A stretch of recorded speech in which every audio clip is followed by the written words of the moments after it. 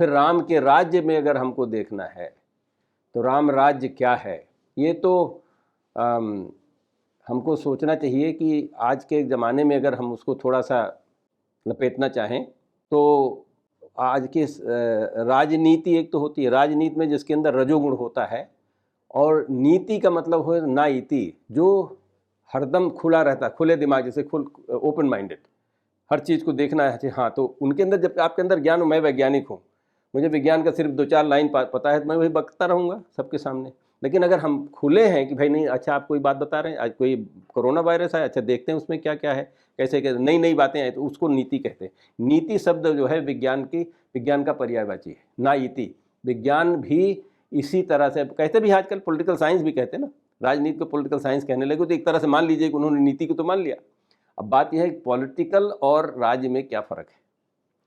रजोगुण जो होता है, जिसके अंदर रजोगुण होता है, उस व्यक्ति के अंदर संयम होता है। वो संयम से, ये लंबी परिभाषा है कि यम से फिर संयम होता है, और हर परिस्थिति में वो कंट्रोल कर, चीज़ों को अपने को कंट्रोल करना और परिस्थिति को कंट्रोल करने के सक्षम होता है। पॉलिटिक्स कहाँ से आई है? पॉलिटिक्स शब्द जो है वो, उसका अर्थ होता है सिटी। पॉलिस शब्द का से होता पॉलिसी जो बनती है, पुलिस शब्द है वो सिटी का प्रबंधन करना, मतलब हर चीज़ सिर्फ सिटी से जो लेना देना है। और इसलिए भारत का जो हमारा संविधान बना है आज के युग में, वो कहते हैं कि in everybody in India is citizen of India. भाई अब उस समय आप सोचिए कि जब भारत आज़ाद हुआ, आज भी 70% लोग गांव में रहते हैं, और उस समय 90% से ज़्यादा लोग गांव में रहते थे। कितने लोग तो आज भी नगर नहीं देखेंगे, नागरिक हो गए, मतलब उनको वो भाव ही नहीं। हमको, सबको, आपको भी भाव नहीं। ये पूरी व्यवस्था जो है वो नगर की व्यवस्था है, जो सो काल पढ़े लिखे ग्रीस में और यूरोप के देशों में जो थे, उनके अंदर और कोई सभ्यता थी नहीं, जो नगर की ही सभ्यता थी। यहाँ से गए कूदे फांदे, जैसे हम लोग जाते हैं अमेरिका में गए तो शहर में ही रहते हैं, वहाँ गांव थोड़ी ना है, गांव है ही नहीं। तो उसी तरह से नगर की व्यवस्था उन्होंने रखी। अब आपके नगर की व्यवस्था, आप हैं आपके गांव वाले, तो कैसे चलेगा? अभी अगर अच्छा होता, मैं अपील करूंगा लोगों से जो इसमें कोई विधि के विद हैं, जिनको वकील भी कहा जा सकता है, कि अगर वो फाइल करें केस कि हम इंडिया का कॉन्स्टिट्यूशन रद्द कर देना चाहिए, क्योंकि आपने डिक्लेयर किया सबको सिटीजन, सब लोग सिटी में रहते ही नहीं थे, सिटीजन कैसे हो गए? आपका अगर वो कहते, बड़े इंटरेस्टिंग चीज़ है, अगर कहते हैं कि we declare all Indians as a गंवार, कि गांव के लोग हैं, मतलब बड़ा बुरा लगेगा।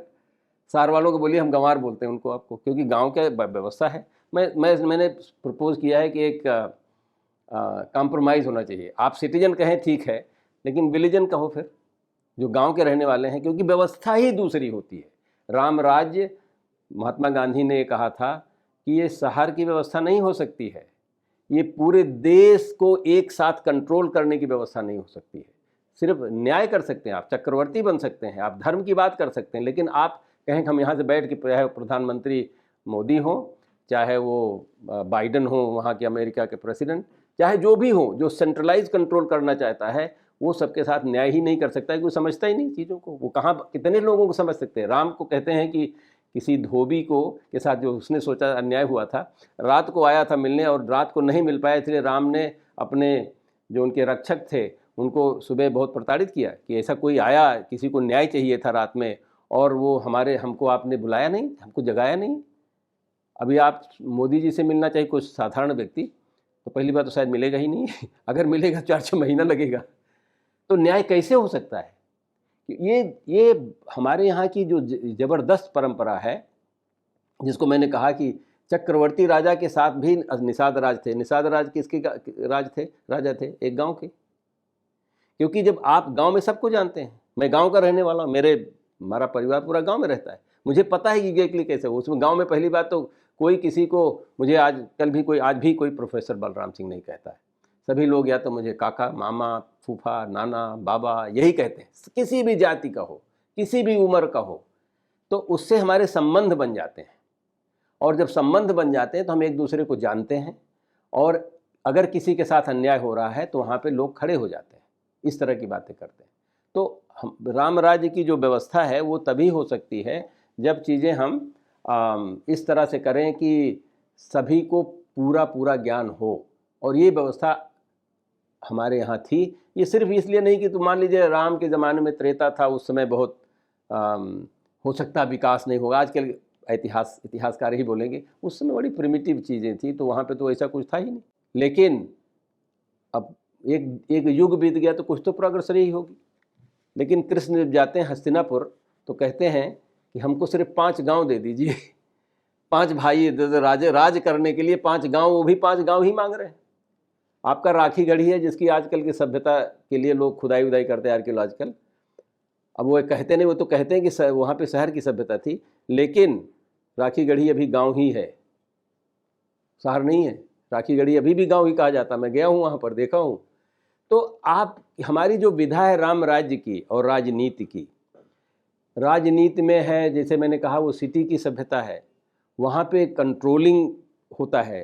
वो एक तुलसी बाबा ने लिखा हुआ था, आगम निगम प्रसिद्ध पुराना, सेवा धर्म कठिन जग जाना। आगम निगम 2 तरह की व्यवस्था हो जानने की।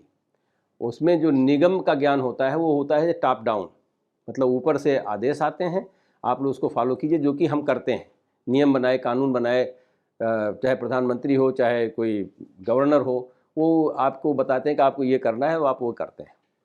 आगम में क्या है? आगम में है कि जो व्यक्ति यहाँ पे छोटे से छोटे स्तर पे जो करता है उसके अनुसार हम नियम कानून बनाते हैं। ये व्यवस्था है वहाँ की, हमारे यहाँ की। तो ये साधना है, ये कुल रीति है, ये व्यवस्था है जो कि राम राज्य के लिए आवश्यक है। इस तरह की शिक्षा व्यवस्था हुआ करती थी, इस तरह का जो सत्ता की व्यवस्था हुआ करती थी। इस तभी कभी रामायण, राम राज बैठे त्रैलोका, हर्षित भय गए सब शोका।